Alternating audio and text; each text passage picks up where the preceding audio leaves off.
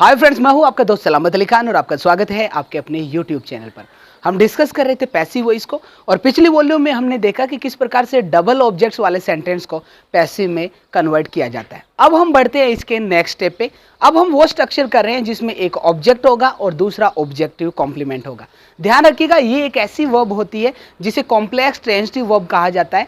जब ऑब्जेक्ट के बावजूद भी सेंटेंस का मीनिंग कंप्लीट ना हो तो ऐसे में हमें उस ऑब्जेक्ट के स्थान पर रखने के लिए एक कॉम्प्लीमेंट की आवश्यकता होती है और उसे ही ऑब्जेक्टिव कॉम्प्लीमेंट कहा जाता है और उस ट्रांजिटिव वर्ब को कॉम्प्लेक्स ट्रांजिटिव वर्ब कहा जाता है। For example, we made him leader. अगर यहाँ पे लीडर को हटा दिया जाए तो इसका मतलब होगा हमने उसे बनाया। क्या किसी इंसान को बनाना पॉसिबल है? नहीं है। तो कहने का मतलब ऑब्जेक्ट भले ही है, फिर भी इस सेंटेंस का मीनिंग अपने आप में इनकम्प्लीट है और उस मीनिंग को कंप्लीट करने के लिए हमने लीडर वर्ड यहाँ पे रख दिया और ये वर्ड जो है इस मीनिंग को कंप्लीट कर रहा है, तो इसका मतलब ये एक कॉम्प्लीमेंट है और ये एक ऑब्जेक्ट की जगह रखा गया है, तो इसका मतलब ये एक ऑब्जेक्टिव कॉम्प्लीमेंट है। ध्यान रखिएगा, ऑब्जेक्ट के बाद जो कॉम्प्लीमेंट यूज किया जाता है वो ऑब्जेक्ट जो होता है वो खुद ही होता है। कहने का मतलब जो हिम है वो ही यहाँ पर लीडर है। इस चीज को आप ध्यान रखिएगा। इसको पैसिव वॉइस में चेंज करते वक्त ध्यान रखिएगा, बहुत सारे विद्यार्थी गलती ये करते हैं कि वो इनको ऑब्जेक्टिव मान लेते हैं कॉम्प्लीमेंट को और दोनों तरीकों से इसको पैसिव में कन्वर्ट कर देते हैं। फॉर एग्जाम्पल, बहुत सारे विद्यार्थी कर देते हैं leader was made to him by us, तो ये सेंटेंस क्या होगा? गलत होगा। ध्यान रखिएगा कि कॉम्प्लीमेंट को कभी भी सब्जेक्ट नहीं बनाया जा सकता है। इसका जो पैसिव बनेगा वो एक ही सेंस में बनेगा और वो हम यहाँ पर हिम को लेके बनाएंगे, तो सेंटेंस हो जाएगा he was made leader bye us. तो इस चीज को भी आप ध्यान रखिएगा। दूसरा देखिएगा कि जब भी कॉम्प्लीमेंट में एक ऐसे नाउन को यूज किया जाए जो एक टाइम में एक ही व्यक्ति हो सकता है, तो ऐसे सेंस में कभी भी उससे पहले आर्टिकल नहीं लगाया जाता है। जैसे इस एग्जांपल में आपको दिख रहा है कि लीडर से पहले हमने कोई आर्टिकल नहीं लगाया, लेकिन अगर यही होता वी मेड हिम अ फूल, तो फूल जो है वो कोई एक ऐसा टाइटल नहीं है जो एक ही व्यक्ति हो सकता है एक टाइम में, तो ऐसे में इससे पहले आर्टिकल लगाया गया है। तो इस चीज को आप ध्यान रखिएगा।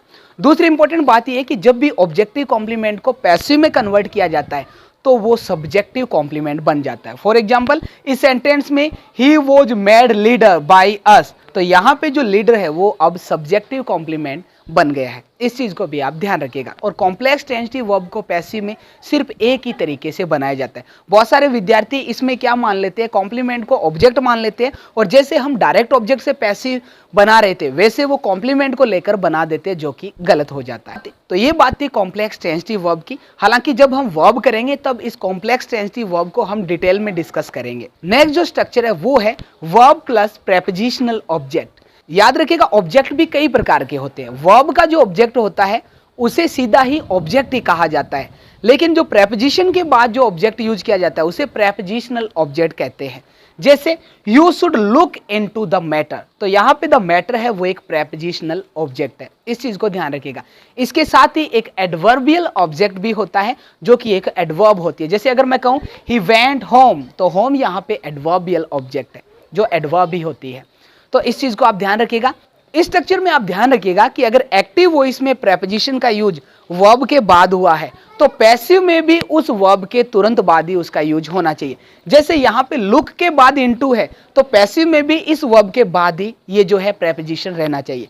तो अब हम इसको पैसिव में चेंज करेंगे तो प्रेपोजिशनल ऑब्जेक्ट को लेके चेंज करेंगे, तो प्रेपोजिशनल ऑब्जेक्ट हो जाएगा द मैटर। हेल्पिंग वर्ब हमने यूज की शुड, उसके बाद बी की फॉर्म आ जाएगी मॉडल ऑक्सिलरी के बाद बी, और पास्ट पार्टिसिपल फॉर्म वर्ब की थर्ड हो जाएगी लुक्ड, और अब जो इनटू है वो यहाँ पर इसके साथ ही रहेगा और उसके बाद हो जाएगा बाय यू। तो इस चीज को ध्यान रखिएगा। कहीं आप ये देखो कि दो प्रेपोजिशन एक साथ कैसे आ गए, कहीं वो सेंटेंस इनकरेक्ट तो नहीं है क्या? आ सकते हैं, इसमें कोई गलती नहीं है, ध्यान रखिएगा। नेक्स्ट स्ट्रक्चर है वो है इंट्रांजिटिव वर्ब को पैसिव में कन्वर्ट करना।